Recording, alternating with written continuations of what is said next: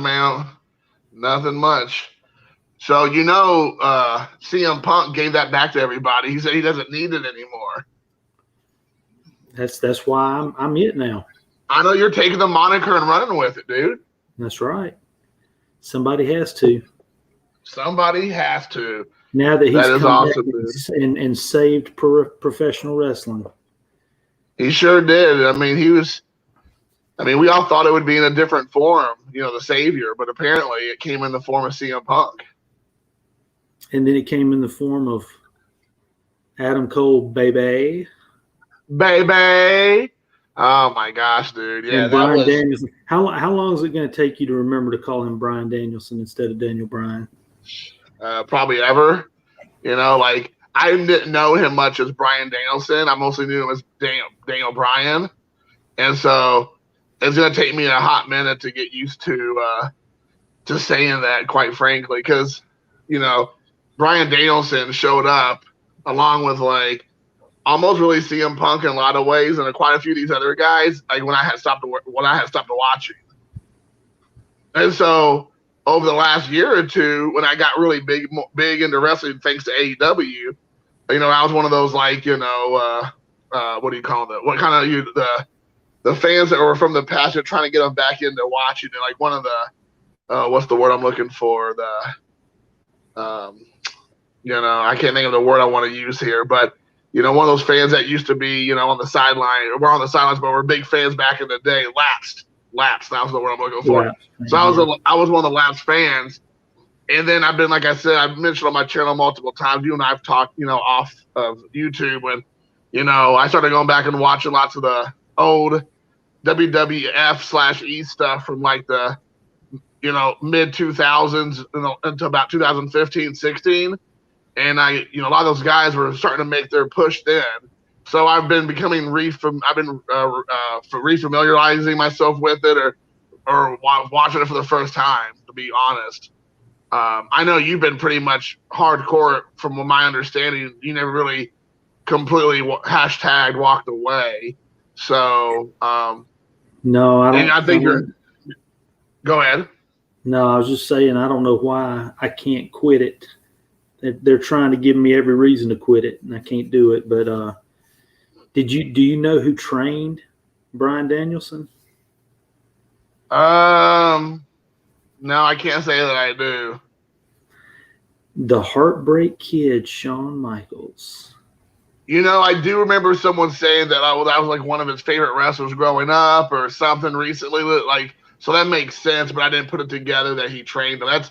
That makes a lot of sense because especially nowadays, being a smaller guy isn't so weird, especially everywhere except WWE. But back in the day, Shawn Michaels is one of the few exceptions that was a small guy who was wrestling big, because for the most part, he was in there. Whenever he showed up, he was almost every time the little guy. I mean, every time. He could have a match with anybody. I mean, you go back and look mid-90s, he had great matches with Vader. He had great matches with The Undertaker. He had great matches with, Yokozuna. Yeah, Yokozuna. I mean, just he could. You hear that cliche? He could wrestle with a broom handle. I mean, he really could. That's why people, he's believed to be one of the greatest. I believe him to be one of the greatest of all time too. Yeah, I think I put him. I don't know. This might be somewhat shocking, but I've never been a big Ric Flair fan. But I feel like he's above Ric Flair for me personally. I don't like Ric Flair. I've never liked Ric Flair. I feel like he's so overrated.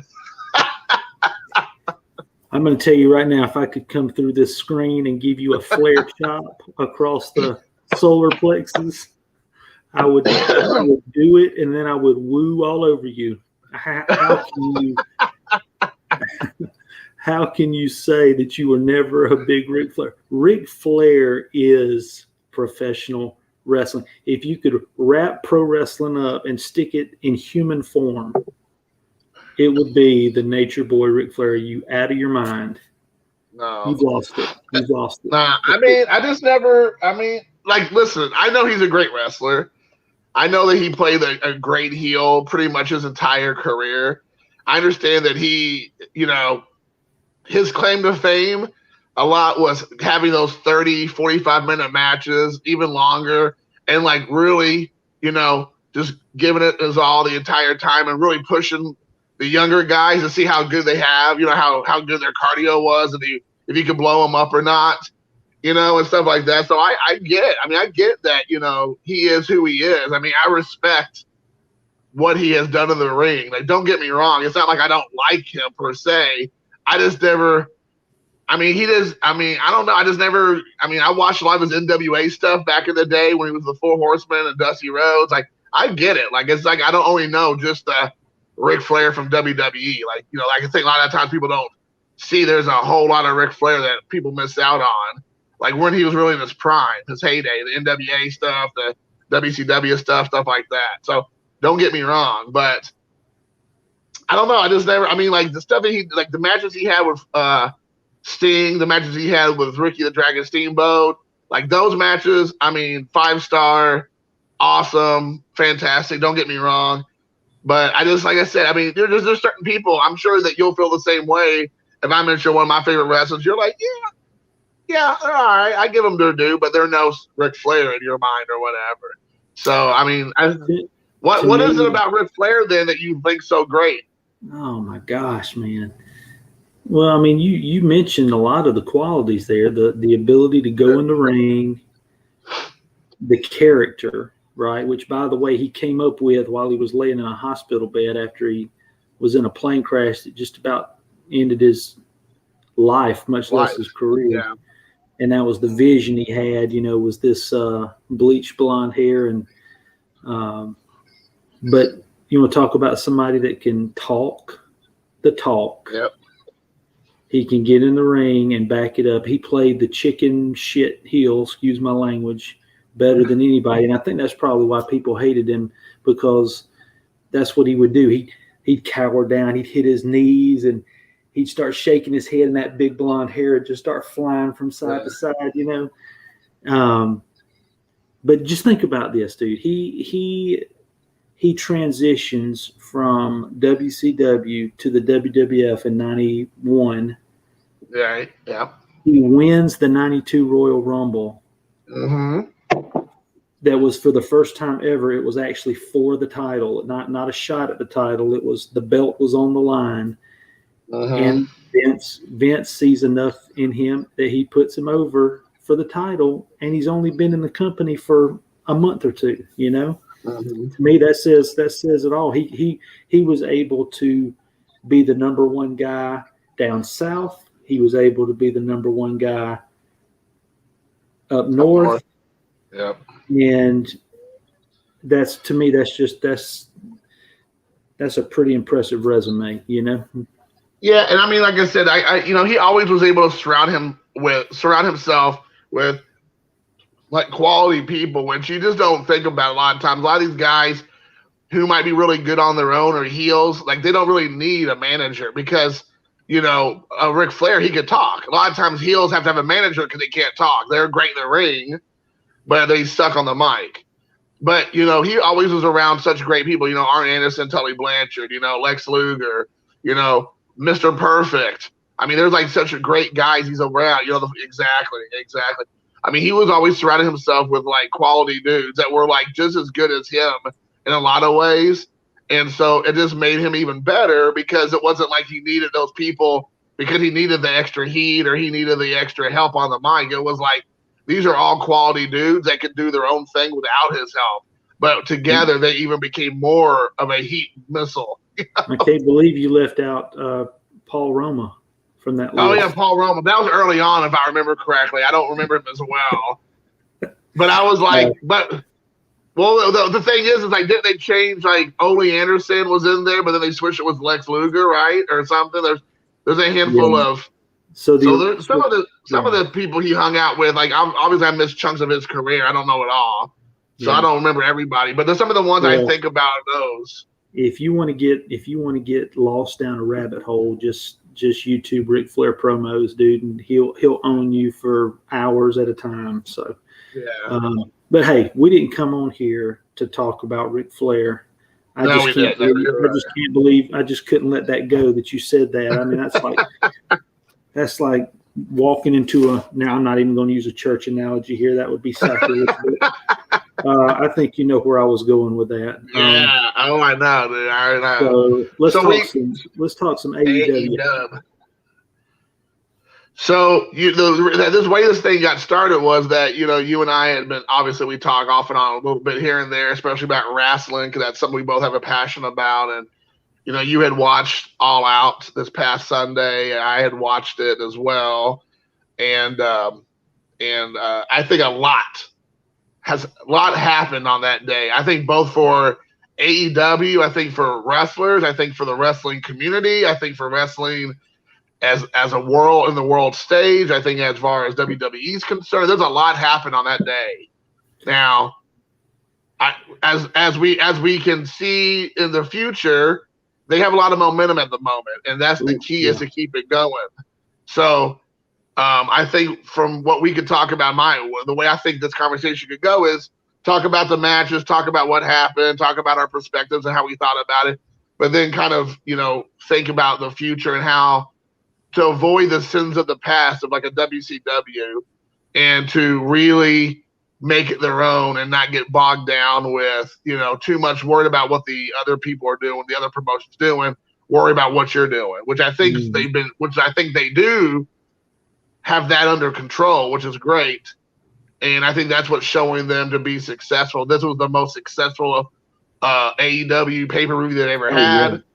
Yeah. Absolutely. And then they also beat Raw this past week with the demographics, with the demos for Wednesday night compared to Monday night, So they're well on their way. They're well on their way to be actually, with the company being not even 3 years old yet, to be a contender. Now, they might end up being a pretender, but right now they could be looking to be a contender. What do you think? I don't know how they can be a pretender with the roster that they're building right now, man. It's and you and I have talked a lot. You have always been a lot more diehard AEW than I have, but WWE is doing everything they can do right now to drive people away, in my opinion, especially from Monday Night Raw. Friday Night SmackDown is actually a really good show. I don't know if you ever get a chance to watch it. Tonight was phenomenal. Just to give you a quick little snippet, sure. Sami Zayn is in the ring in Madison Square Garden, and he brings out Trae Young from the Atlanta Hawks, right? So the Atlanta Hawks, remember from the NBA playoffs, Trae Young goes into Madison Square Garden and breaks the Knicks' hearts. So Sami Zayn brings Young out. It's just beautiful. So people are probably losing their minds. Friday Night SmackDown, great show. Monday Night Raw, unwatchable. It is horrendous. I'll be honest. I firmly believe that within the next year, I think AEW will be surpassing them, not just in the demographics, but in the total ratings. It's Monday Night Raw is terrible. It is absolutely terrible. Well, go ahead. No, I was just going to say, I agree with you. I think that the AEW pay-per-view All Out was for sure their best pay-per-view that they've ever put on. But I think it's one of the best pay-per-views maybe in the last 10, 15 years. That's how good it was. I mean, it really was a good show. Yeah, I feel like and when you're a kid, you don't pay attention to this stuff because you're just excited about it all. You're just pumped to see anybody wrestle and all that stuff. You're caught up in the wrestling. You're not caught up with I don't think like the momentum, or the lack of momentum going from one match to the next, and like the stories they're telling and the thread they're weaving and all that. You don't really pay attention to that. And I felt like they did such a great job of keeping the high levels high and bringing it down, let people take a rest, and then building it back up again. Because you can't only be so, 11 levels high for so long before you crash and burn. So you need some of those opportunities to have some lulls in there to get people back up.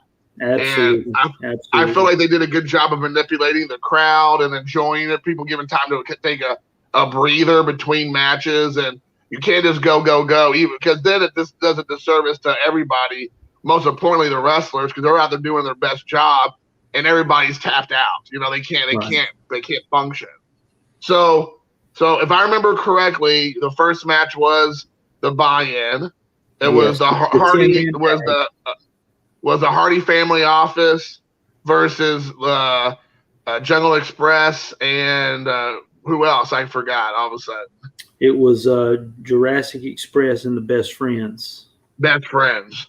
Yeah. So I thought that was a good one to start with. I feel like the whole Orange Cassidy getting the rub off of everybody in the whole AEW has kind of run its course for me. To be honest, I'm not a huge Orange Cassidy fan. My son loves him, so I think he definitely is popular with the kids.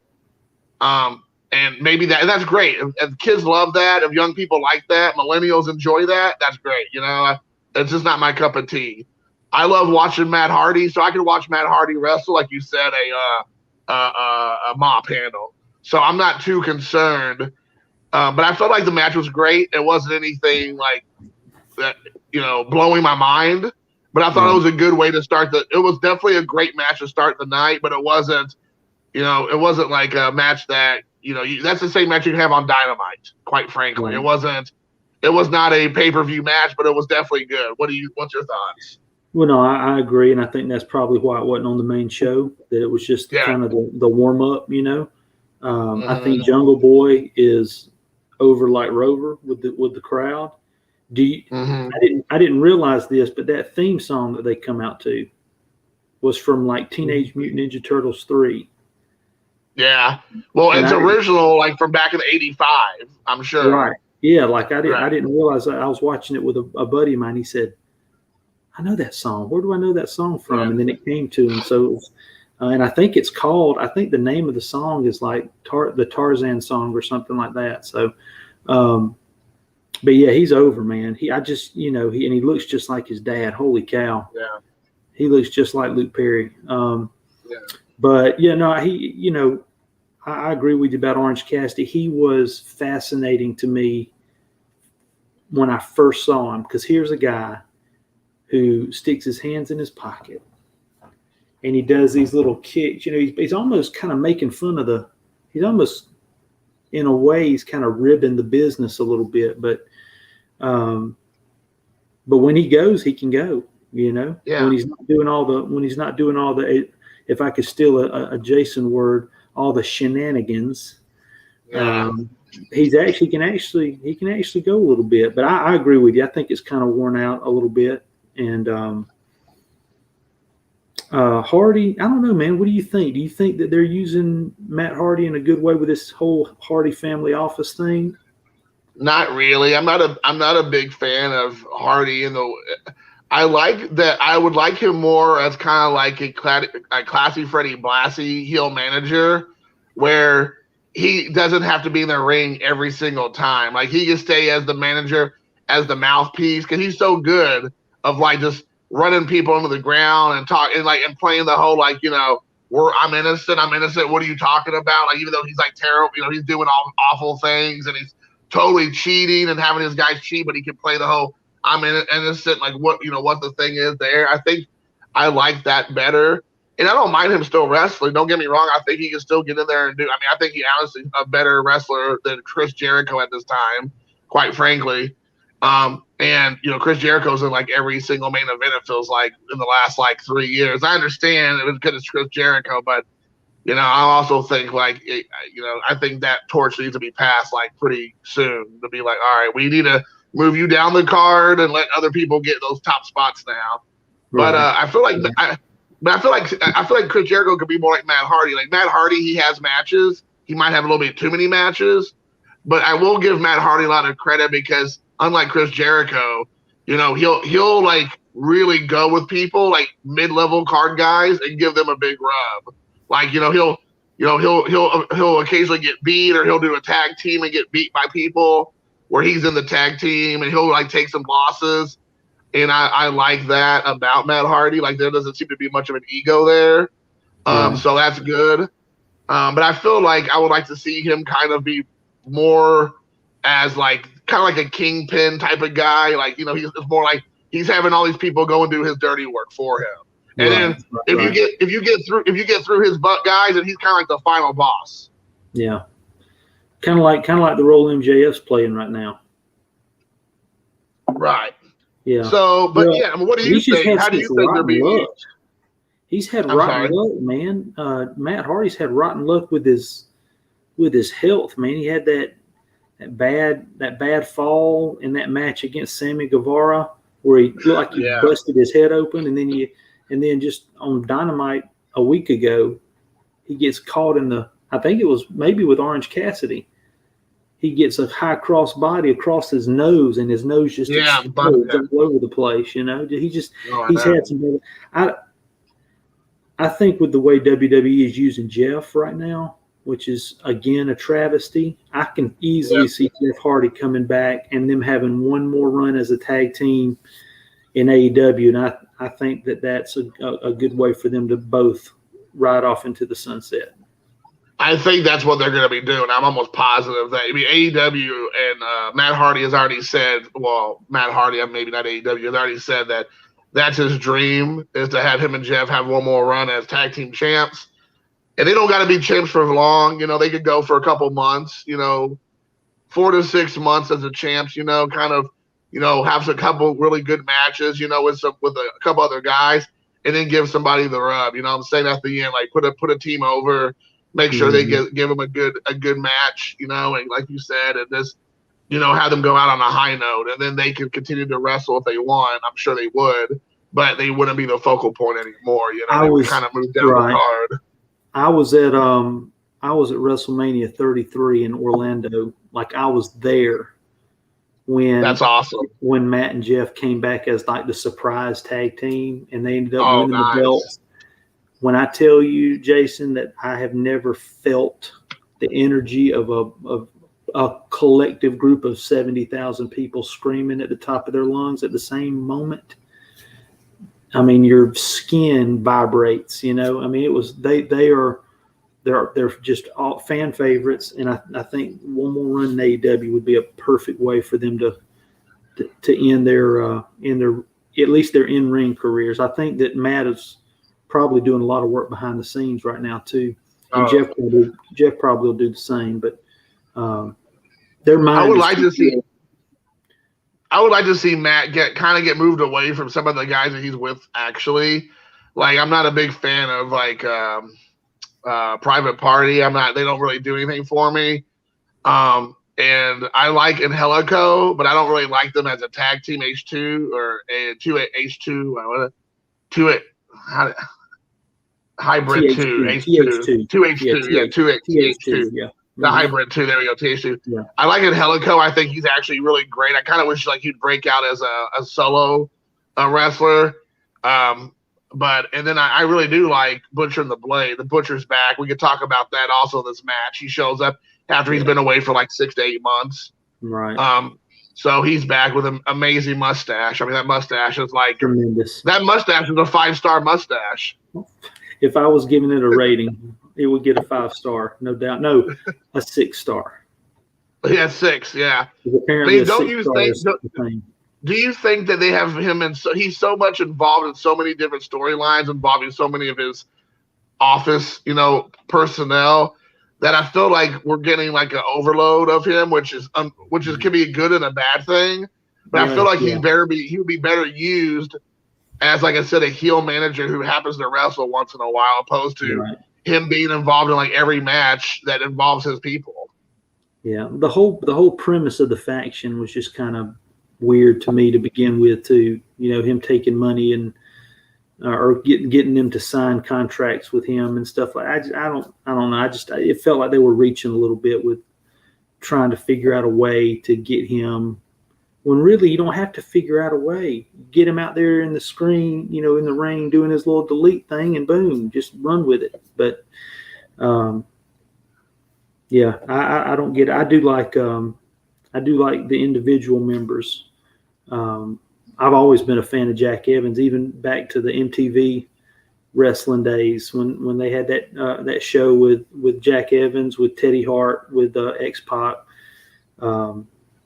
He's been doing it a long time, a lot longer than I thought. He's been in the He's been ring. around forever. Yeah. And I like, Jack Evans. Don't get me wrong. Like I said, just like there's some wrestlers, like we talked about Ric Flair. Like, I'm not questioning their ability. Just sometimes they just don't connect with me. You know what I'm saying? Like, it's nothing against their ability or anything like that. It's just I'm just like, I think everybody has that with certain wrestlers. I mean, that's just the way it is. I mean, they'll go out there and do an outstanding job, but just not for me. And I kind of feel that way, I kind of feel that way. Like, I like Angelico. I think he has like a really, I like the whole 1,000, submission type mentality. Like, that's very like Dean Malenko. And I like guys like that has those kind of, they can pull up a hold anytime and you've never seen it before or haven't seen it forever. Or they do a variation of a hold. I like that. Like that Thunder Rosa's that way. I like that about Thunder Rosa. She's good about doing submission holds as well. And I just like that about wrestlers. Like, you don't see that too often, which is another thing I like AEW, because they do a lot of submission, wins, where you hardly ever see that at WWE. I can't remember the last like submission win that they gave on a regular basis. Like, it happens on a regular basis. Like, either a wrestler wins with it or whatnot. I guess Lashley does the whole like Hurt Locker thing or whatever it's called. Like he like knocks him out or whatever it is. Like, he makes him pass out. The full Nelson, yeah. Right. So I guess there's that kind of, but I just feel like it happens a lot more with AEW, and I don't feel like I feel like it's, and lots of them different do. Like, Moxley does it a lot of times. Miro does his main one's as a tap out. Yeah. So we'll talk about them next, because they went next. Miro and Kingston. So I'll let you go on this one. What do you think about this one? Dude, first of all, Eddie Kingston might be one of the best promos in the business right now. That dude is phenomenal on the microphone. And when in the leading up to the match, when Miro refers to himself as the Redeemer, dude, yes. when Eddie Kingston said, "Redeem these nuts," dude, and then he comes out with the shirt. Brilliant to make a T-shirt of that. That was just tremendous. But he's a brawler. He's not a finesse guy. He's not going to be in any 5-star matches like we were joking about a minute ago. But he can own somebody on the microphone. And then Miro finally is the monster that he should have been from the get-go. This stupid video game, best man, whatever the heck you want to call it, that they had him doing when he first got there was a joke. Somebody finally woke up and made him the monster that he needs to be, and you see why he got in the position he did in WWE, because he's phenomenal. He looks like $1 million. He looks like he will rip your freaking head off or rip your arms out and beat you with them. And that's what he did in this match. They gave Eddie a little bit, but it was another pretty much, granted that, Miro did heel things. He got the kick to the crotch while the ref couldn't see what was going on, but physically he's impressive and dominated Eddie Kingston. But that goes back to what we talked about with AEW pays off stories and little winks and nods. Think about this. Think about the thread. Right? Thread will be a key. I will talk about not just in this video, but anytime I talk about AEW for the foreseeable future. So Miro talks about Redeemer. I'm a Redeemer. Eddie Kingston said, "Redeem these nuts." And then Miro kicks him in the nuts to win the match. that is not an accident, okay? Yes. Like, and if it is, that's a beautiful accident, you know? Right. And I mean, it's like, these are the things we're talking about. There's like payoffs for people who watch the programs religiously, you know? There are these little things that go on in the matches, leading up to the matches, on the microphone, during the match, whatever, that you do not see on the other products or the other promotions. Like, they'll just have a haphazard match on WWE that doesn't make any sense, or they'll replay it 15 times in 1 month and just keep doing the same match over and over again. Yes. And there's no story, there's no connection. You don't care. Yeah, they're great wrestlers and they're doing a great job in the ring. I'm not taking anything away, but you have nothing invested in the match. Like, you don't care. Like, okay. But with AEW, they're taking like a story talking about, it's like, redeem these nuts, and then 45 minutes later, after that promo is cut, he's getting kicked in the nuts to lose the match. I mean, there's like little things like that, not even including, like you said, about him being the brawler, and then, Miro being like this dominating force that can't be stopped, and then they keep talking about, and they keep giving credence to Miro being kind of like he has a weakness. There's a chink in the armor with the neck. And the commentators are selling that even beforehand, like on some like matches like Dynamite or Rampage before, talking about how even Fuego del Sol maybe found the weak link in the armor with the tornado DDT and stunned Miro. I mean, like, there's all these things that are leading up to this point where it looks like Eddie Kingston learned how to cripple him to the point of winning, like you said, and they gave him some offense. But he still was able to power through because he's the beast that he is. I mean, those are things that you're not getting anywhere else. Mm-mm. And listen, Tony Khan, he looks like a dweeb. Yeah.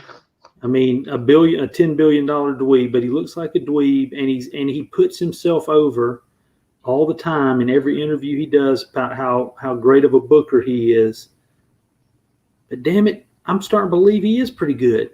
And it's for stuff like you just mentioned. If that was his call, that's a great little bow at the end of this match.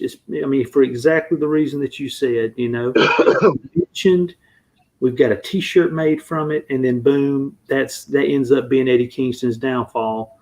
Is a shot to the mommy daddy button. And I think that if you think about it as well, is that,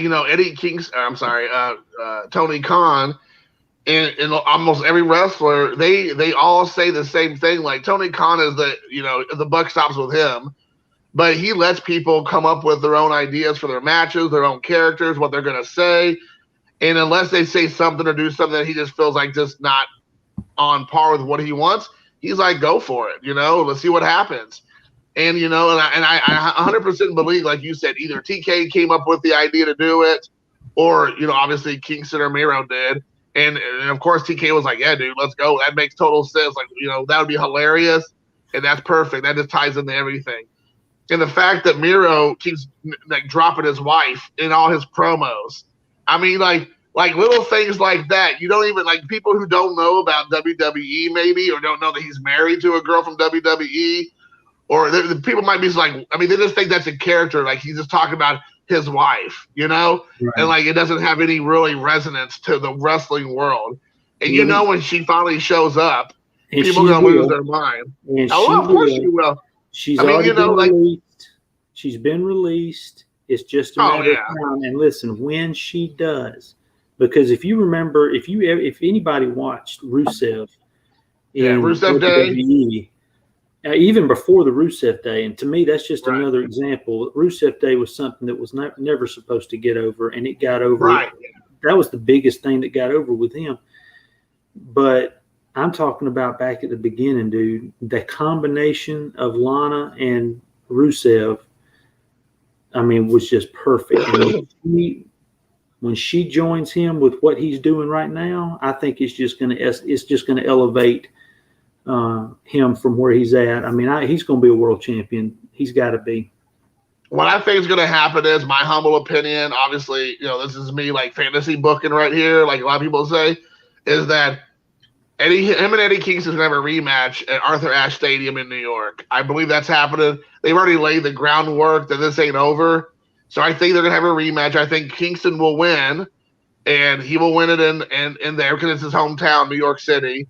And I think that's what she'll be. I think that's when she'll make her debut. That's and I think because it makes the most sense because she's gonna be a debut. She's no Adam Cole. She's no CM Punk. She's no Bryan Danielson. But she would be a huge pop for something after to give Miro momentum after a loss. Yeah. And I think that would help him, suffer the loss a little bit better and gives him that momentum, like you said, to start looking at the World Championship game or to, have him have, some big matches with some of the bigger names to kind of keep giving him that, star power. Because I'm always afraid, like, what happens is you take a loss, some of these other guys, and you lose the belt or whatever, and then, like, you never hear from them again forever. Or they, like, go all the way down the card, like FTR. I hate the fact that they had the belts for a hot minute, and then they got jobbed out to Young Bucks, and then they've just been, like, toiling around, and they're just now starting to make a push again after, like, 6 months of, like, doing nothing.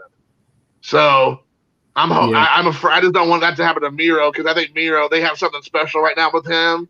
I think it's cool to give Kingston the rub and let him have some time with that. But I feel like I don't want to see Miro disappear into the abyss. Yes, and I'm like you. You can't have a guy that's a killer like he is that's just dominating people, not continue up the ladder, so to speak. And if wins and losses matter, in AEW, then you got. As they say they do. Yeah, as they say they do. That's one of their calling cards. Then a guy like Miro is going to have to get that shot at a world title. I can see Lana doing something like from the crowd. Sure. Yes. Like not. I think either she's going to distract him in some way. She'll distract Miro in some way. He'll be shocked, or I think there'll be something to do with, like you said, she'll be in the crowd, or there'll be something to do with her. I don't think it'll just be like all of a sudden she just shows up in a promo with him and she just out of the blue just walks from screen left and then shows up. Right. Yeah, no doubt. And if they end up letting Miro retain in New York, it's going to be because I can see it happening, just like you're predicting. Her involvement would be the reason that they would have Miro retain in Eddie Kingston's backyard. So Eddie Kingston could be almost winning. He has Miro right where he wants him, and then she pops out from the crowd or comes down the ramp, or then she does some heel manager thing and steals it from him. And that might be the only way you can get away with having Eddie lose twice, especially in his hometown. We all, there's always that saying that if you're at the WWE, if you wrestle in your hometown, you're going to lose. So, with so far, Brittany, Dr. Britt Baker, she won in Pittsburgh. Jon Moxley won in Cincinnati. So I don't know. Yeah, CM Punk won in Chicago. So I don't know if they're going to do that to Eddie Kingston or not. I think Eddie Kingston's one of those guys that could take a loss and it won't hurt him because he's so over. Yep. I think if Miro loses, unless they do something cool with Lana or something to help him soften the blow of the loss, it could affect him in a negative way because you got this monster right now, and if he loses to Eddie Kingston, it's going to kind of be like, what? Right. At least that's how I feel. So yeah, I agree. Moving down the card, you've got the next match was Moxley versus Satoshi Kojima. I got to be honest, I'm not as familiar with the New Japan guys, but fast forward to the end of the match when Moxley goes over and this guy Minoru Suzuki comes out. Dude, people were losing their freaking minds. So a lot of those people in the crowd knew who Suzuki was, and he looked like a freaking scary son of a gun. And it was clear that they had some past. So it was fun to watch that come to a head on Dynamite. They were just beating the tar out of each other. So, but nonetheless, I don't know how much you want to talk about that, just because I'm not as familiar with Yeah, So I mean, I thought it was a good match. I agree with you. I thought it was a good match. I think it was a bad match. I thought it, again, it was a slower match. It was more of a hard hitting, just kind of like a brawl.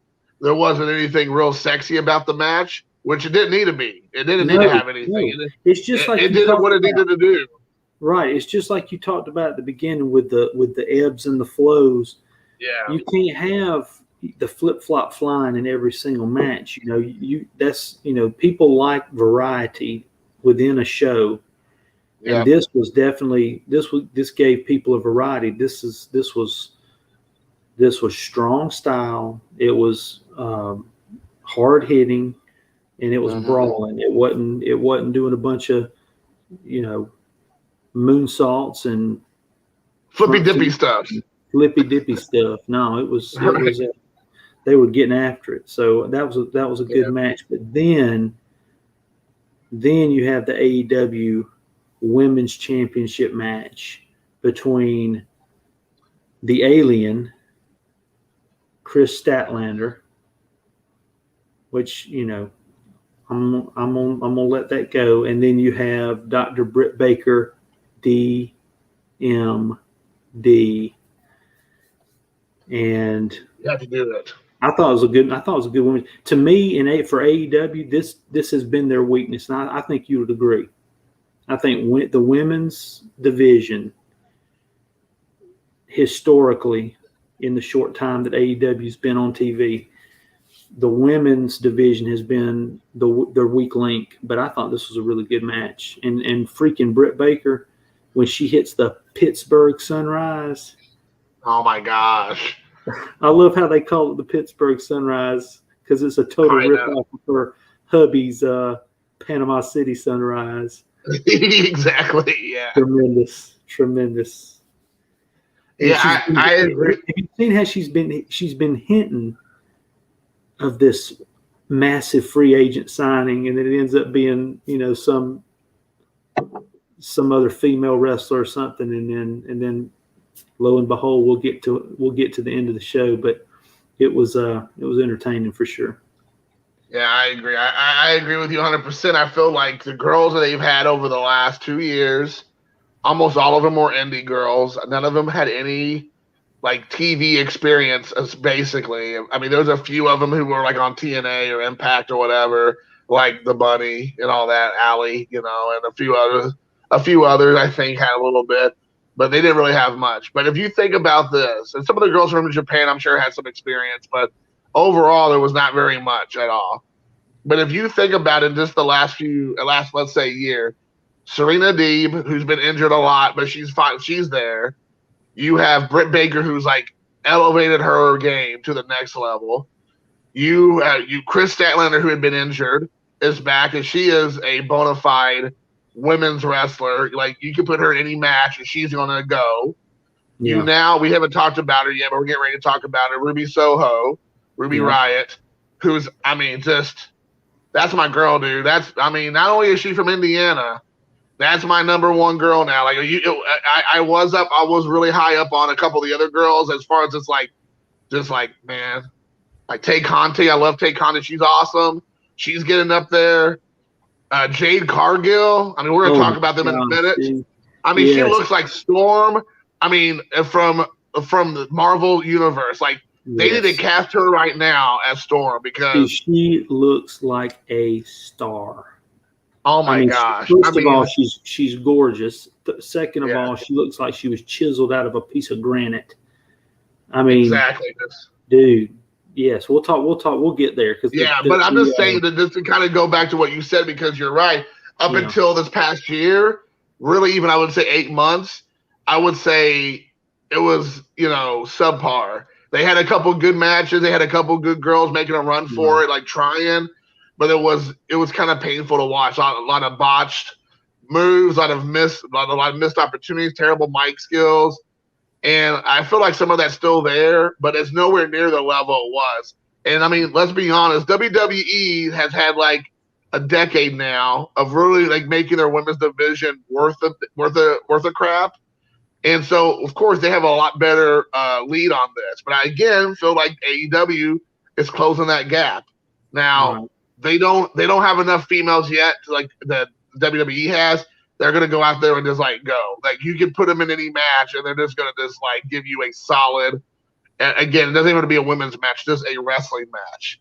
Right. But I think AEW is, like you said there, that Britt Baker, Thunder Rosa is another one I didn't mention. That is another like girl they brought on recently that's helped them up tremendously. She ended up being in there in the end of Battle Royal that we'll talk about here in a minute. But yeah, like you said, I feel like the Britt Baker and the Chris Statlander are two girls that were independent women, to my knowledge, had never been on TV up until the last couple of years, had never been on a big promotion, and they were the main women's wrestling match on a pay-per-view, and I thought they did a bang-up job. They got their stuff in.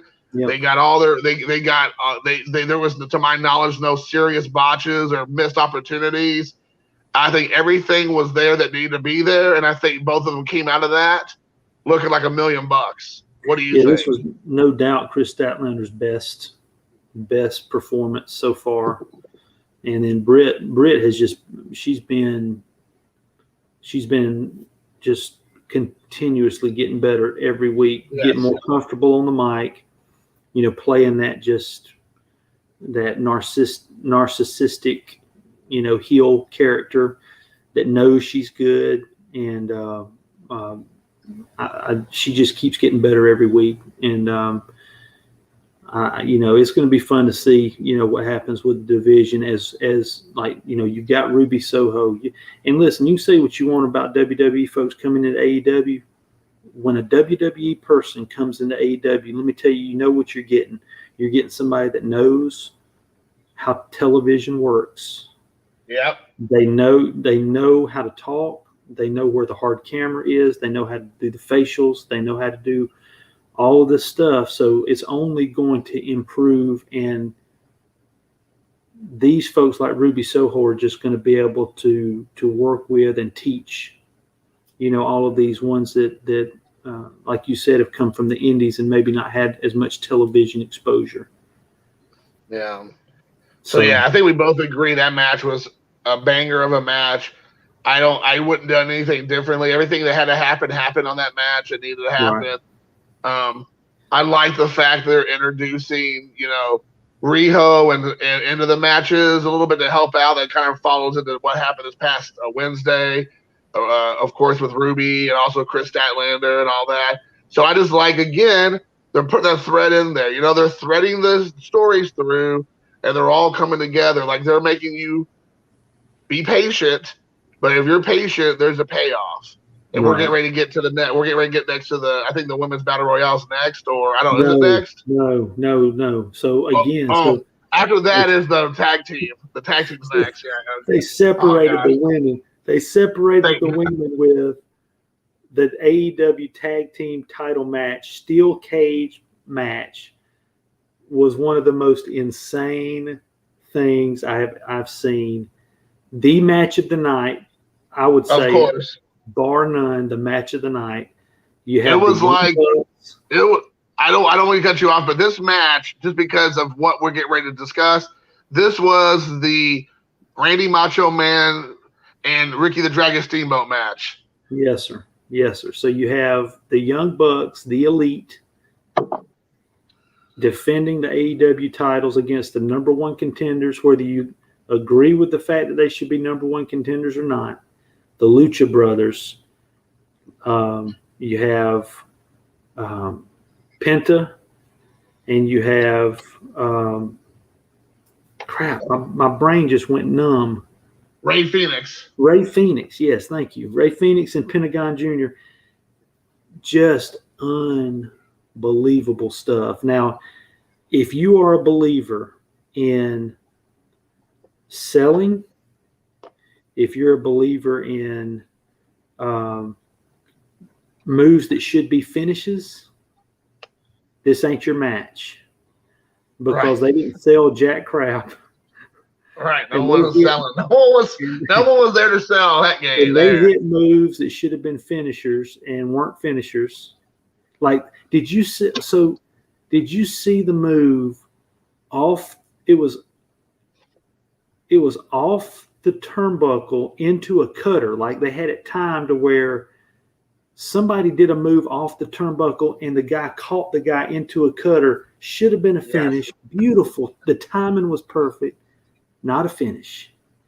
Because I know you had to get to where the Young Bucks revealed their Air Force Ones, complete with, I can't even believe I'm saying this out loud, Air Force Ones with thumbtacks sticking out of the bottom of them like freaking snowshoes or whatever you want to call them. Right. And they're just super kicking the hell out of the Lucha Bros with this loaded Air Force One, people bleeding like stuck pigs all over the place. That was the most insane thing I think I've ever seen. Yeah, by far. That takes pouring the thumbtacks. I mean, that's been done to death. That took it to a whole different level because everybody knows what the Young Bucks are famous for. They're famous for the super kicks. Yeah.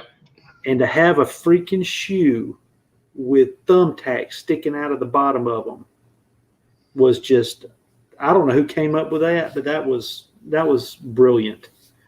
It was crazy. I mean, there was so much happened in that match. Like you said, us talking about it or anyone talking about it does not do that match justice. You have to watch that match. It's 20 minutes. It's 20 minutes that you'll be thankful that you watched. I mean, I would venture to say, for me personally, again, it's not. And I've had almost a week now to be away from it, so I'm not caught up in the moment. I would venture to say that's probably, if not one of the best tag team matches I've ever seen, and also wrapped into maybe one of the best steel cage matches I've ever seen. I don't think there's many others that would be able to fall in that category.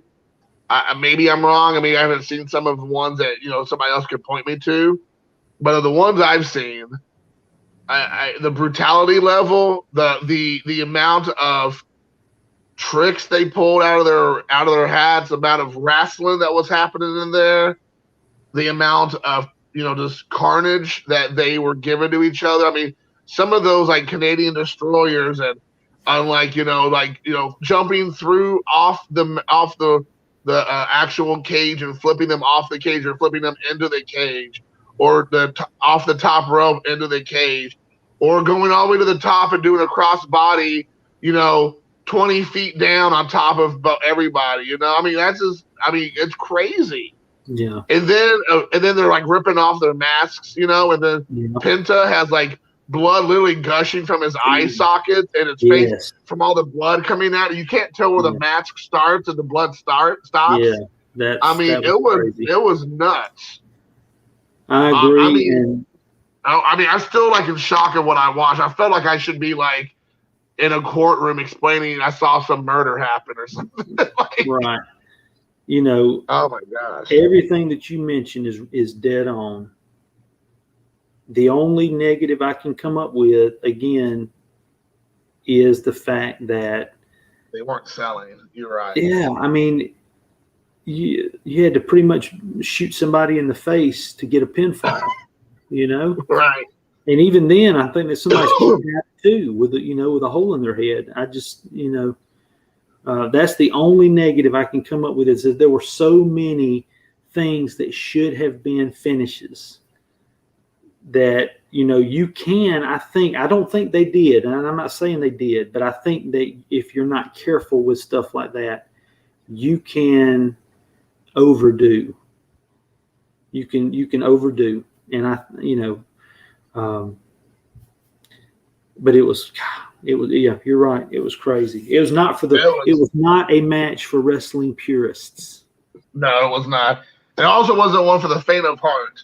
No. That's for sure. Because, if you want to just watch a good old wrestling match, it was, like you said, it was not for you. If you want to watch something that was felt like a video game, then that was the match for you. And I thought it was good because, again, it comes off the back of two solid wrestling matches. Moxley, in New Japan wrestler, I can't remember his name, and then the women's wrestling championship.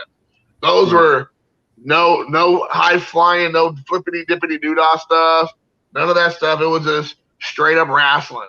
So it was okay for this. It was okay for this because then you had the like PS5 hyper crazy level, wrestling match that you could you create it yourself with you and your friend, and you got to have that match. Right. And then the great thing is like you had at the end. I don't know if you saw that human moment of like Penta's kids coming up to him after the match. And he's like bleeding from all these orifices. And they're like hugging their dad and loving on him and everything. I mean, I like, that was real. That wasn't planned. Yeah. The daughter was very emotional. The little girl was. So yeah. Right. I mean, you know what it reminded her dad get pummeled. Right. You know what it reminded me of was, did you ever see the film, as you like to call them? Did you ever see the film Beyond the Mat? Yes. With Mankind. Yes, where his kids were sitting out watching The Rock hit him with the chair time after time. Yeah, that's what it kind of reminded me of. So they're already saying this match is going to be, if not a shoe-in for match of the year, definitely going to be a finalist for match of the year. And I don't disagree. No, and we haven't talked about it, but the Lucha Brothers won. They won. They got the titles off the Young Bucks, who've had it forever. I feels like they pretty much had it almost exclusively the entire time, aside from a little bit of the FTR had it, and of course Hangman Page and Omega had it there early on. Yeah. But ever since then, they've pretty much been in control of it. And I know I want to move on, but I just want to say I do feel like they have had enough time in the sun. Them being EVPs also doesn't help the fact that they're like always. I feel like they're like the front and center of every single thing that's going on in the tag team division. I hope we can kind of like them on or give them a side story somewhere where it doesn't involve the tag teams for a while, titles, and let the Lucha Bros have a good run. And then they should lose it to, FTR again. They can lose it to Pride and Powerful, somebody else. But I don't want the Young Bucks to be getting it back anytime soon. What about you? No, I don't disagree. I think that, I think the Elite right now is kind of, especially now that they're getting embroiled with Bryan Danielson, I think that they have to stay on TV as part of that faction, but I agree with you. I don't think they need to be in the tag title picture for a while. They don't need to be. They don't need to be. EVPs or not. They are just as over without a gold strap around their waist as they are with. So, I agree. Let's let some other teams have a go. Let Jurassic Express have a run at it. Are the Lucha Brothers also the Impact Tag Team Champions? No, they were, but I believe Gallows and Anderson Gallows are and the Anderson champs again. Okay. Yeah. All right. Okay. They lost it. They had it. They lost it. They got it back. Got it. Okay. All right. Well, so what's next? Yeah, we got the Casino Battle Royal next, which this is the first time I've ever really paid attention to the Casino Battle Royal, but I kind of dig how they do it rather than having individual wrestlers come out at regular intervals like a Royal Rumble type thing. They do it by the face, the suit of a deck of cards. The suit, yeah. And then a big group of people come out at one time instead of one at a time. So it makes it go a lot faster, which I liked. I will say this. I had not been paying attention. I mean, I knew Ruby Riott had been released. I knew she would probably end up on AEW or Impact somewhere. I have not been following her on social media to see all her hints and things like that. I called it when they talked about the Joker card, which is the last entrant that nobody knows who it is. I did call that. And I said it's going to be Ruby Riott, and it ended up being Ruby Soho. I love that they're using the real song. What was that, Rancid? Is that who? Yeah, Rancid, yep. Who did that song? Dude, Tony Khan is paying a bunch of money to use like real music.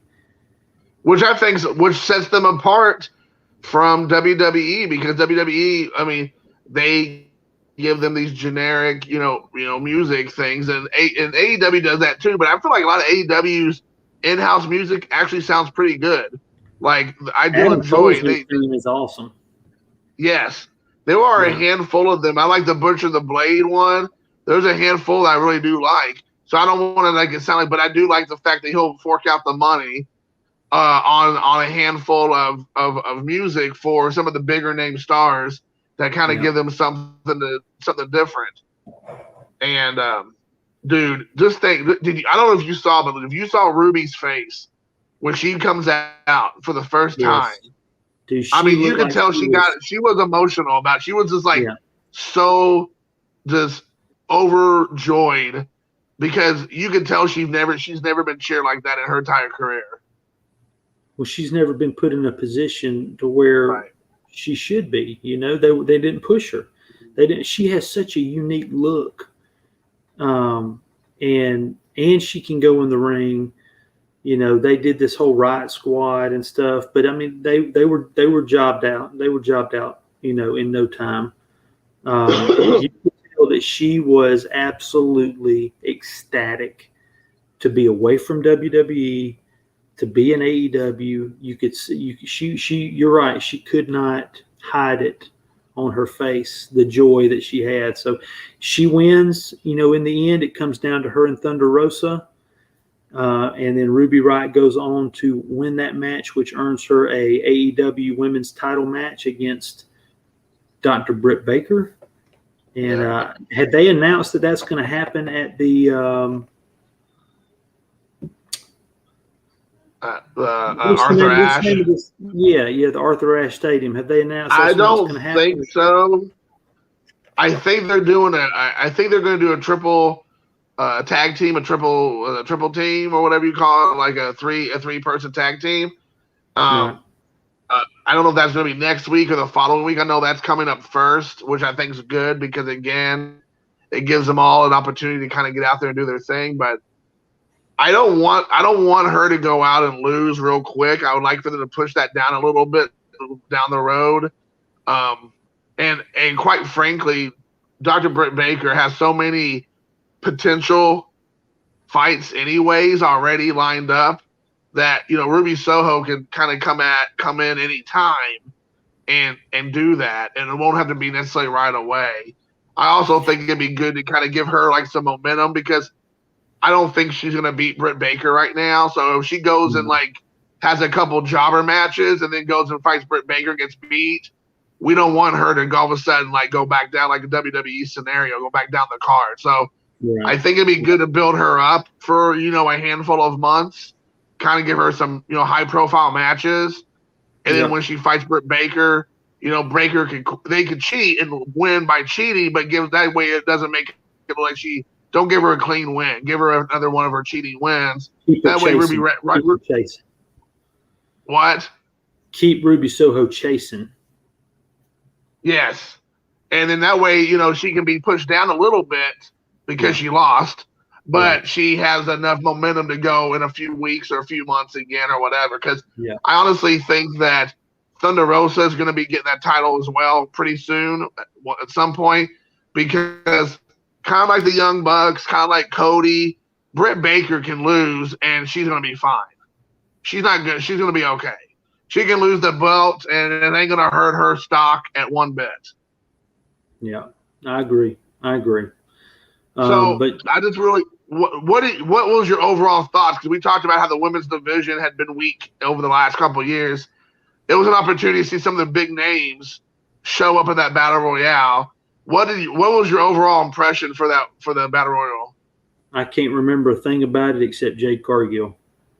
Yeah, no kidding, dude. I'm telling you.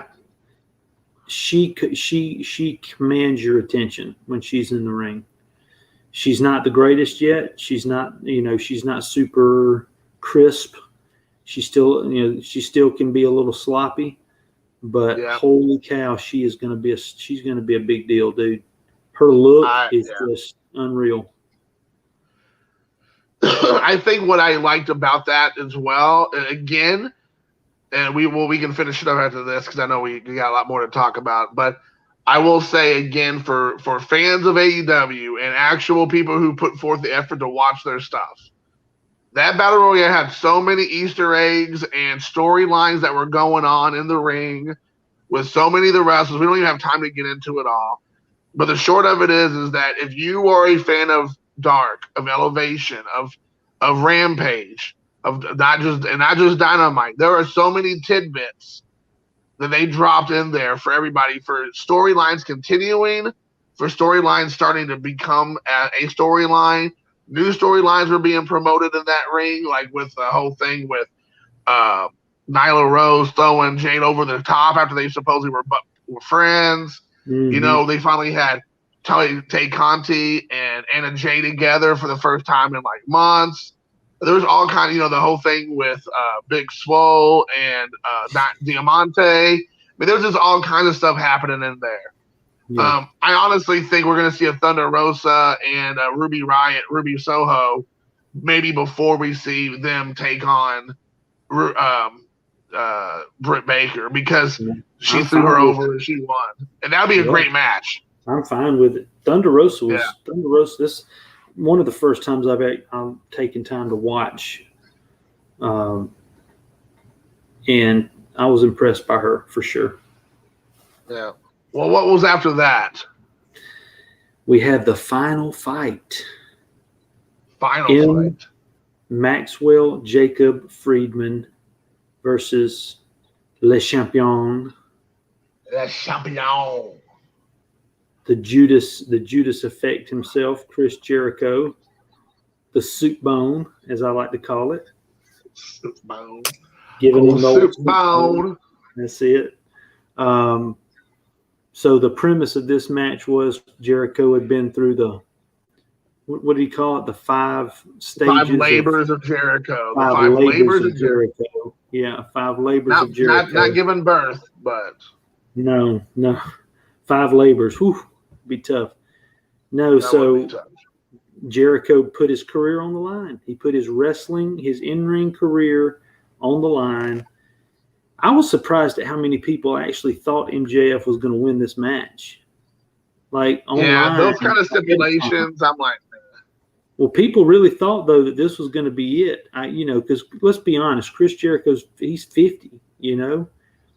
Or if he's not 50, he's dang close to it. I think he is 50. I think he's 50 last year. I think he'll be 51 this year. Right, and he's got the Fozzy gig going, and I mean he doesn't have to work, and I think maybe he's a millionaire.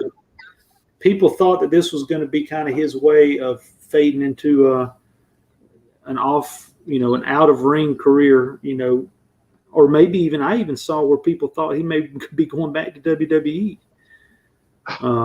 But regardless, Jericho comes out on top, doing what he does, which is finding ways. I'm surprised he still does a lot of the same spots he's always done. But I just, first of all, let's talk about the entrance. Can we talk about the entrance for a minute? MJF's entrance was, he trolled countdown. Dude, he trolled everybody. The countdown looked just like the Millennium Countdown that Jericho debuted in the WWF back in '99. I mean, it looked just like it.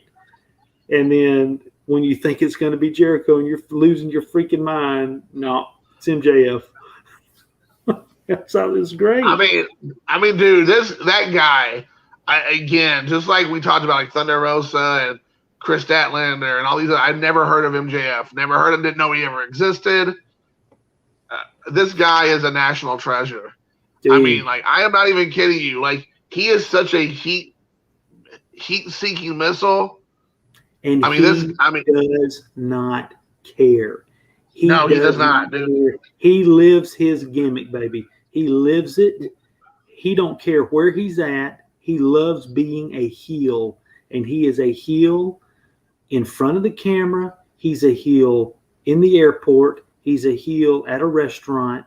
Wherever he's at, he's going to make your kid start crying if he comes up and asks for an autograph. That's just the kind of guy he is, and he don't give a rip. And no. There's too many guys in the business that are quote unquote heels that still want to go out and sell their merch and still give people fist bumps when they're not on camera, whatever. MJF is a heel 24/7.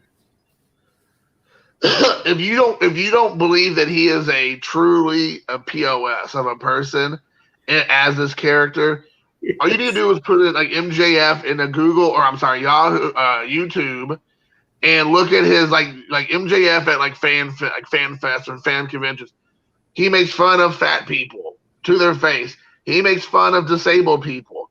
He makes fun of children. He makes fun of children's dads. Like, he does not care. Like, is he as mean as he can be? No, because it's 2021. He would really get himself in trouble if he went too far. But he goes all the way to that edge. I mean, we're talking about here's the edge, and he's like just peeking right underneath it. Because case in point, I don't know if you saw Dynamite last night or 2 nights ago. Yes. He destroys verbally his old grandmom of the guy who, like, the woman who raised Brian Pillman Jr. basically. Yes. Like, basically just buries her on national television and says that she's worthless.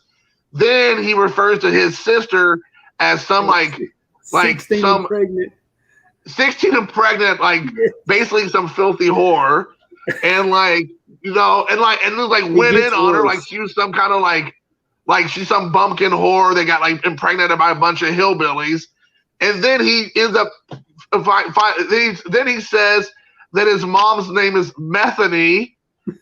And that she's a crackhead basically, and then at the very end to put the exclamation point, he says, "Your mom, instead of your mom having you, she should have aborted you." And then he ends up getting punched. He goes, "You should have." I was like, "Well, they were real careful. Now they were careful." Right. I mean, he says up to that abort, and then he like punches him or whatever. Even before that, though, he told Brian Pillman Jr. First of all, Brian Pillman Jr. looks just like his freaking dad. Holy cow. I mean, spitting image. So, he says, he refers to Melanie Pillman as Methany. Now your drug-addicted mother, and I was like, oh my God. So that got Brian Pillman Jr. into the ring, which was good, and then he says, your mother should have done to you what she used to do to all the other potentials. Yeah. Oh my gosh, I know. Listen, I know we're getting off. We're talking about Dynamite now, but dude, right? But we're just talking about how MJF is. That's who he is. That's his character. He don't give a crap. Man. He does not care, and it comes across. He is. We talked about Eddie Kingston being one of the best on the mic. MJF is the best on the mic in the business right now, I believe. So there ain't nobody that I know can hold a candle to him on the mic. He is so good. He's got to be careful because he's almost, I don't know if it's possible to be too good, but man, I'm hoping that he's going over with them backstage what all he's going to do, because he could easily bury somebody to where they'll never be able to overcome it. Yeah. Well, you saw what happened to Max Caster when he did his rap song a month ago, and then he ended up getting suspended because he went too far. Right. So I think there is probably a line that Khan tells them they can't go over. Like, hey, you can go all the way up to it. You can dance around on it. Do not go over it. So But see. You mentioned Max Caster, and to me, what he said was not as bad as what MJF said. I know. I agree. I completely agree. That's why I was so shocked. But nothing's. I mean, he's not going to suspend MJF. No. So I don't know, man. But so, anyways, but yeah, the match was good. I thought anybody who thinks that Jericho's going to actually lose, I'm like, it's not going to happen, dude. There's no way he's losing. Right. But I thought the match was good. I like the finish because they don't have that. They've never done that kind of finish before, to my knowledge, on AEW, where the referee was like, "Hey, you didn't see this. We need to restart the match." I've never seen that before. As long as you don't do that too much, that's fine. I like it because that also gives MJF all kinds of ammunition that he was cheated and he was wronged and they were in on. Yeah. That just goes with his character. I thought the match was fine. He ended up bringing that up on Dynamite, which was good. And I also love how they're starting to tease the split between him and Wardlow. Yes. Wardlow was coming out to give him some aid in this match on All Out, and Jake Hager makes his return after a short sabbatical and attacks Wardlow. So Wardlow's not able to help MJF, and now MJF is starting to throw some jabs to Wardlow. You going to help me like you did Sunday? That kind of thing. So they're starting to tease that. But good story on the lower back. MJF did a great job selling the lower back, and then Chris Jericho wins with the Walls of Jericho. And so that he gets to keep his in-ring career going. And that brings us to the semi-main event. And listen, this is where you and I are going to part ways on our opinions, because we kind of talked about this a little bit on the phone off of camera. Is this the CM Punk? This is the Darby Allin match. This is the CM Punk Darby Allin match. Uh-huh. This was a fart in church to me as far as what CM Punk's role should have been on this show. I like Darby Allin, but the dude's 110 pounds and he paints his face up and he's supposed to be some bad A skateboarder. Again, he's 110 pounds. Excuse me. That 120 pounds, and that's real. That's his actual weight, 120 pounds. I don't believe that this should have been CM Punk's introduction back into wrestling. I disagree with it vehemently. I think the money was with a higher profile match like a Kenny Omega, a Miro, somebody like that. That's coming, I'm sure.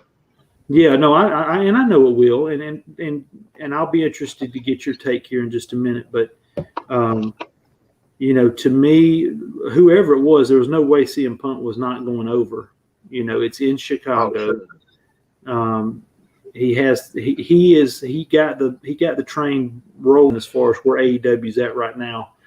When he decided to come on board, and the match was okay. It was okay. I mean, it was a good little match, but I believe that Punk should have been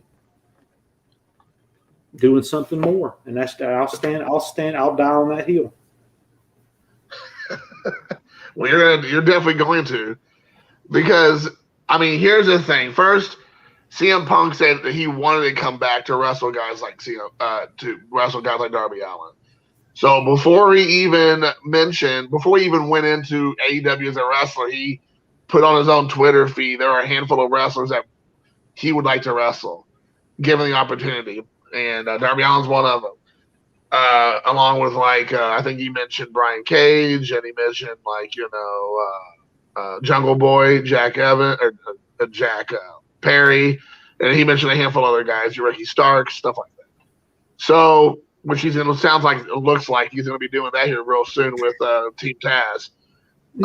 Yes. Now, Ricky Starks makes a lot more sense because Ricky Starks can talk. Right. But Darby Allin's character is not a very vocal character, so you don't have that, so I don't know. But what I think what they did was they had 3 generations of wrestlers. You have Sting, you have the old guard, you have the guard that's on the way out, and you have the new guard. And I think they did a good job because it was like babyface versus babyface, which you don't see a whole awful lot. Right. which is an unusual dynamic in wrestling. Quite frankly, usually don't see that too often. It happens, but not a lot. And then on top of that, I think it was because for me watching the match, I liked the way it was. It was a wrestling match. There was nothing super fancy about the match. There was a lot of holds, a lot of trying to submissions, very little, top rope stuff. I mean, Darby Allin did, of course, some of his like coffin drop things, but no, that's not nothing overtly crazy. Like he's not like flipping 60 feet in the air and trying to do some crash landing or whatever. I think the thing for me for Darby again, you and I are older, but I would have to admit, maybe not. I think I would admit that if I was a 13-year-old kid, Darby Allin's cool. He paints his face. He's taking death-defying leaps. He shoots himself out of the ring like a bullet into people. Like he has reckless abandonment when he's attacking you, like out of the ring. And I think that's like the thing that makes him more dangerous and more believable as an actual wrestler wrestling a big guy, because he really leaves it in the ring. Like he is not scared about hurting himself. But wouldn't you say that he has to? Wouldn't you say that he has to do that based on his size? Sure, I agree, but I think that's why. But that for me it works though, because like not a lot of guys are doing that. A lot of guys are not willing to take those chances, and for me, because if everybody was doing that, then yeah, he would be like, if you have a guy who's 280 or 250 or whatever, and he's doing the exact same stuff, like throwing himself around like a rag doll, doing anything he can, then I'm like, okay, all right. And, that's just a dime a dozen. But when you have a guy who's, like you said, 120 pounds soaking wet, wrestling almost anybody who's going to be bigger than him, and then he just has this reckless abandonment in the ring about everything. I mean, I think that's his appeal, that he's not scared to do the thing that other people be scared to do. Right. And, a lot of these other guys, they'll take those chances or so much, but there's like 15 guys all crowded around the ring waiting for them to do the jump. So they know they're going to be safe. Or they're going to do that. They're going to do a death-defying thing, but it's going to be with pads and protection and everything else. Like Darby Allin's like literally jumping off of he got thrown down the freaking steps like 3 months ago. I remember. There was no padding on those concrete steps. Mm-hmm. Like he went down those steps. So for me, the fact that he's willing to put himself out there gives him the edge to make it be like, yes, he's 120 pounds. He's probably 5'9", and that's probably being generous. Maybe he's taller, but he's 5'9", probably max. And I mean, and the guy, like you said, given against like a Miro, should not win. And he didn't. Miro beat him. So, there's that. So they don't have him getting beat or beating monsters. But I believe a CM Punk is not outside of the realm, because CM Punk's not a monster. CM Punk is a smart wrestler. And if you watch that match, like, he just gets up from the coffin drop. He just sits up. He's just like, I'm not taking this. He just sits up. That was my favorite spot. Yeah. Favorite spot, yeah. So, I get what you're saying. I do, but I feel like, CM Punk came in there. I think obviously people love the match. It was awesome. I think people were surprised at first because it started out so slow. But I felt like they kept going, like ratcheted up to the very end where there was a flurry of moves to get to where we're at. What do you think about that part of it? No, I don't disagree. I mean, like I said, it was a good match, and there was that spot where CM Punk suckered him into the coffin drop was great, and it just. But I'm gonna still contend that you have the eyes of the wrestling world. AEW, you have managed to get the eyes of the wrestling world on you, like you have never had in your entire history. You have a chance to continue that momentum, and I just feel like the better way to do that is the money match. The money match would have been to have Kenny Omega out in the ring running this trap about how awesome he is and how basically the same promo he cut prior to Bryan Danielson coming out. Yeah. But if he's on Dynamite doing that same spiel and hearing Cult of Personality come across that, to me, that's the money. There was the money. But, it's either here or there. Maybe they already had everything in the works with Danielson and everything. That was what their plan was. But, it is what it is. But I agree. It does look like now they're moving CM Punk to start working with Team Taz, which is eventually going to lead to some tremendous promos, I think, between Punk and Ricky Starks, because Ricky Starks is another guy that is just magic on the microphone right now. Yes. He's like, I call him Rock 2.0. He's like a little Rock Jr., he is. Himself.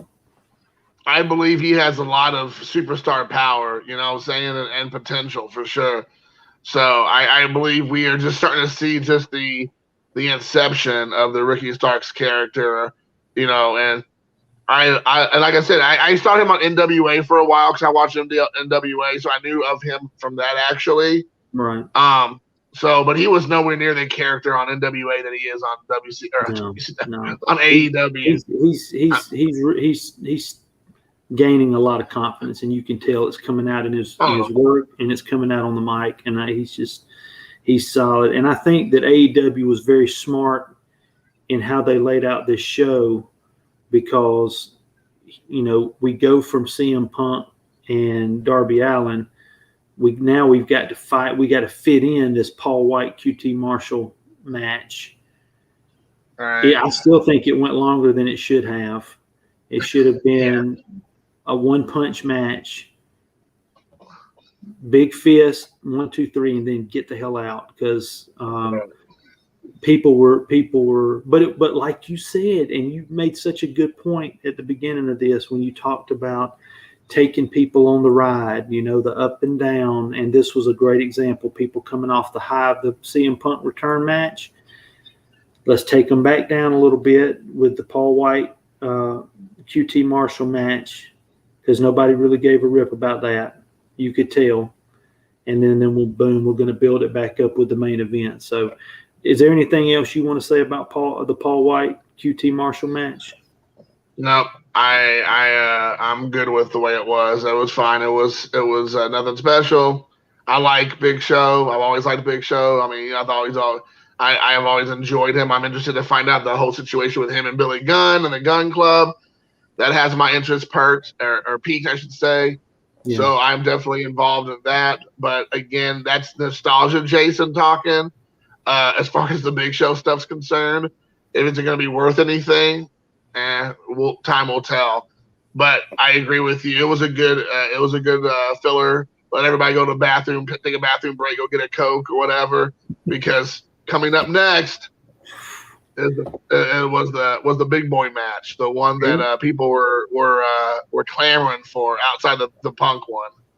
Well, and listen, I'll go ahead and give you my 2 cents about the main event, which was Kenny Omega defending the AEW belt against Christian Cage. First of all, I think the worst thing that AEW could have done is have Christian Cage win the Impact title from Kenny Omega, because you might as well just go ahead and say that he's not going over it all out. There's no way he's taking both of those belts from Kenny Omega. But regardless, it was, man, those two guys. I mean, it was not a very long match, but it was solid. You had the big table spot where, Christian Cage, slams Kenny through a table. Looked like he cut himself open too a little bit on a jagged piece of that table. But man, it was good. Time after time trying to go for that kill switch move and just could never get it. Kenny Omega, I'll tell you what I like about him in the limited stuff that I've seen of his is his ability to make it to sell a move. And what I mean by it, I don't mean selling as in he's receiving an offensive maneuver and he's selling it. I'm talking about how he's able to do that V trigger and look like he's about to knee somebody's head off their shoulders, and he doesn't do it. Like, I don't know how he can make it look so real and it not kill the guy. So to me, that's one of his best qualities. So great match. I loved it. Had a little bit of interference there with the Elite, and I don't even know if that was that might have been post match. I don't know if they did anything, but he hit that one winged Angel's devastating. So it was like an avalanche one wing angel from the top rope. Dude, that was crazy. I mean, and I don't think people realize that Christian Cage, two things. One, he retired 7 years ago due to neck and back issues. And all those snapdragons he was taking from Kenny Omega, oh my gosh. Yeah. And then the dude's 47, 48 years old. He's almost as old as Chris Jericho. And for him to be able to wrestle a 35-year-old or whatever at that level, that match wasn't super long, but it wasn't a quick 5-minute match either. It had a little bit of length in there. Yeah. I mean, and for what they were doing, too, like you said, if it was just a straight-up wrestling match, like in the ring, sure. That match can go 20, 25 minutes or whatever. That'd be fine. But, I mean, you were talking about a 47-year-old man going through tables that didn't even break at first, and then being dropped down on the concrete, and then the table put on top of him, and then going and getting hit. Then doing all those snapdragons. Then the avalanche one wing angel, not including all the V triggers, not including all the other stuff happening. I mean, dude, this match had a little bit of everything. The kill switch, like you said, that he does. I mean, it's just they did a lot of wrestling out there on the around the ring. There wasn't a lot of in the ring stuff at times. I mean, again, that match was way better than it should have been, in my opinion. I did not think it was going to be that good, to be honest with you. Because, like you said, I already knew that Christian Cage was losing. Like, there's no way he's going to win. If he would have won, I would have lost my mind. I mean, I would have been happy because it would have been a huge swerve, and I would love to see what they would have done after the fact because it would. I mean, but right now AEW has my trust in all their storylines. Like, they have not really failed their fans with storylines, and when a storyline doesn't work, they abandon it and they start something else. Yeah. Which WWE still hasn't learned after decades of a terrible storyline. They just keep running into the ground and no one cares.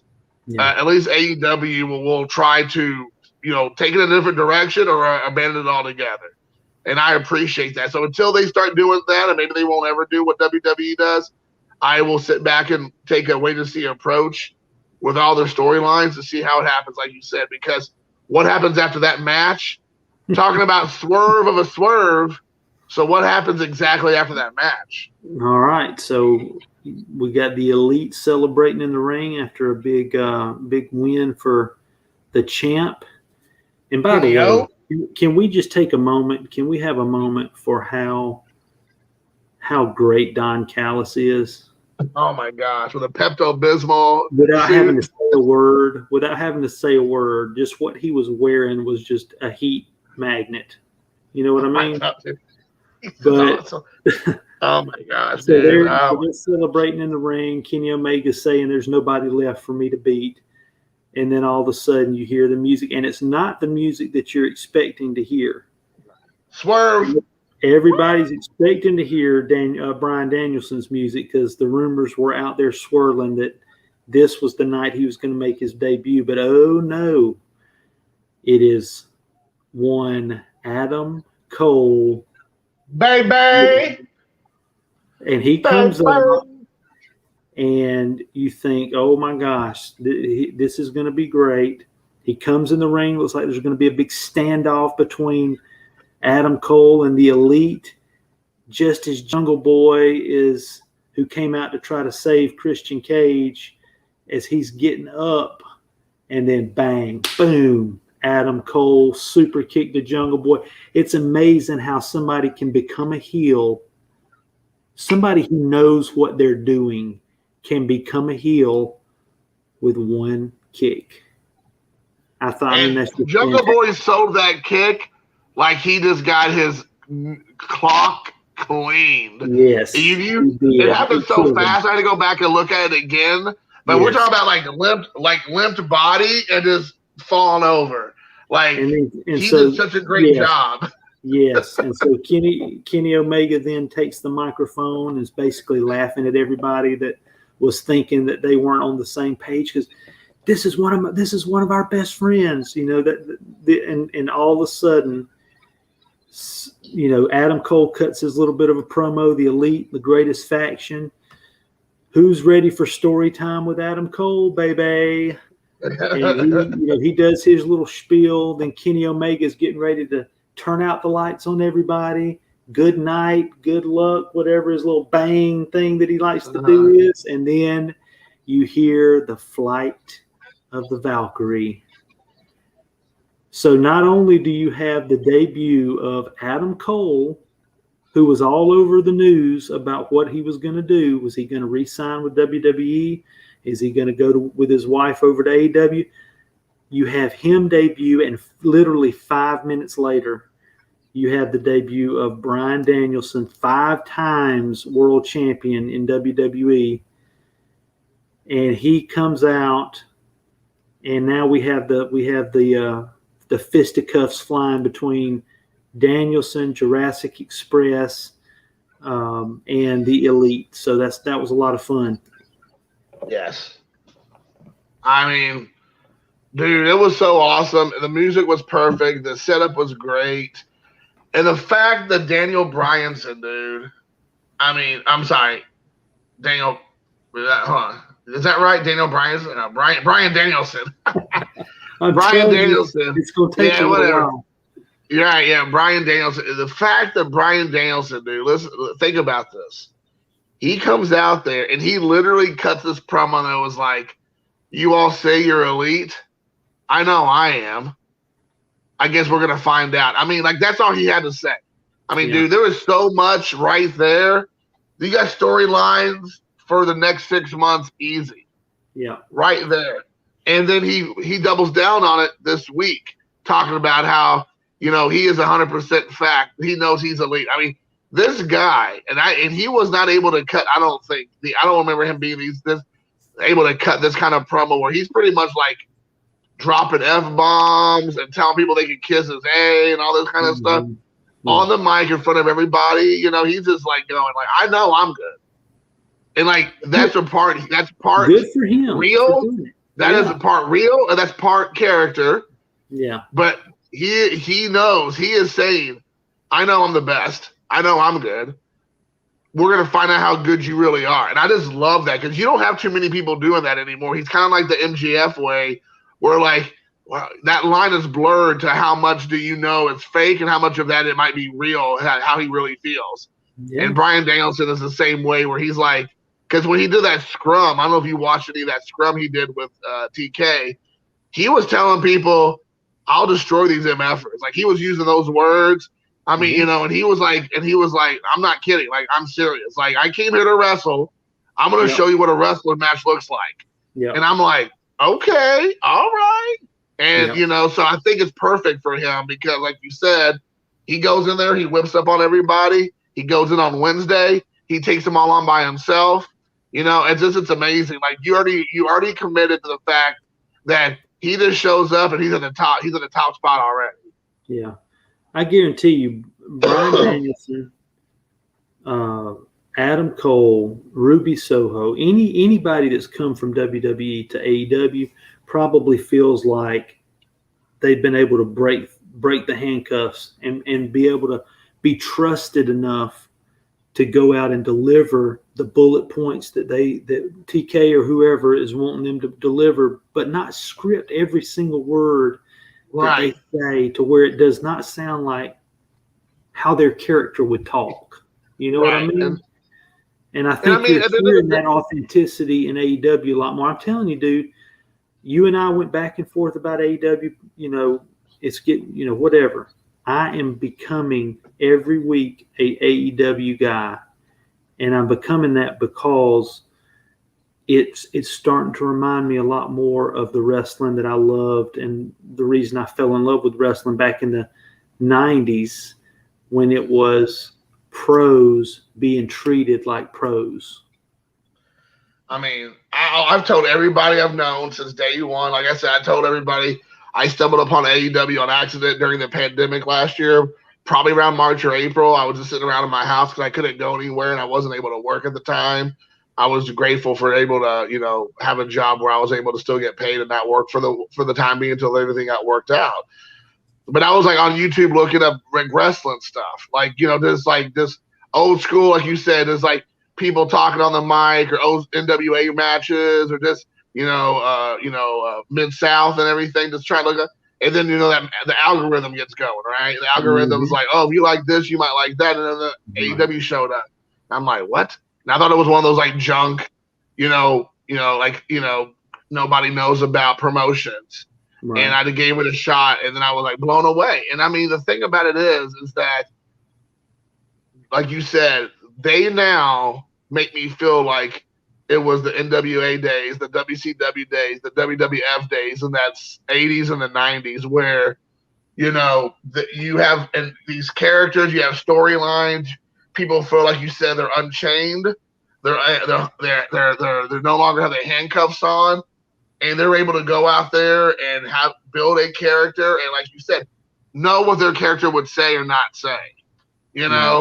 I mean, it's so nice to have that. And like I said, if they stick with those things, the tried and true, things that work, then they're going to be very dangerous. And like I said, a very short time, even more than they already are now. If they don't tweak it too much, of course, you don't want to let too many of the convicts escape and run one crazy on the island or anything. You got to have some sense of like, okay, we're going to have to pull it back. I know that like Andrade, for instance, he wanted to go and win the belt, the AAA belt in Mexico against Kenny Omega. And TK was like, no, we're not doing that quite yet. So I know that he's still saying no to certain topics and certain things. Like he's not letting everybody do anything they want. Right. But I do like the fact that he's letting them have some creative freedom, because then you're going to know what works and then you're going to know what doesn't work. Yeah. And in WWE, they're so tone deaf that either they just have their head so far in the sand they don't know what works and what doesn't work anymore, or they just don't care, or they think if they keep pushing it down your throat, you're eventually going to like it. Yeah.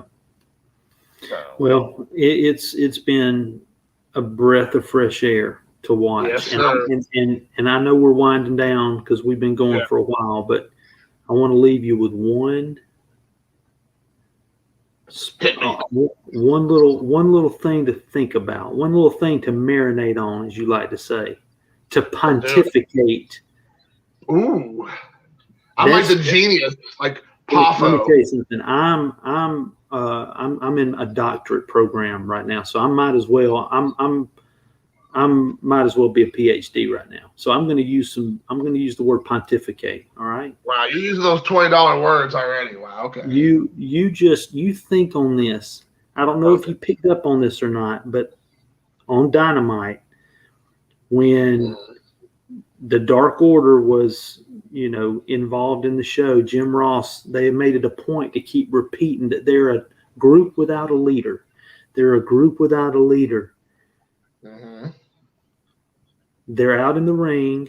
I don't know if it's going to be at Arthur Ashe Stadium or sometime down the road, but they're in the ring. The lights go out.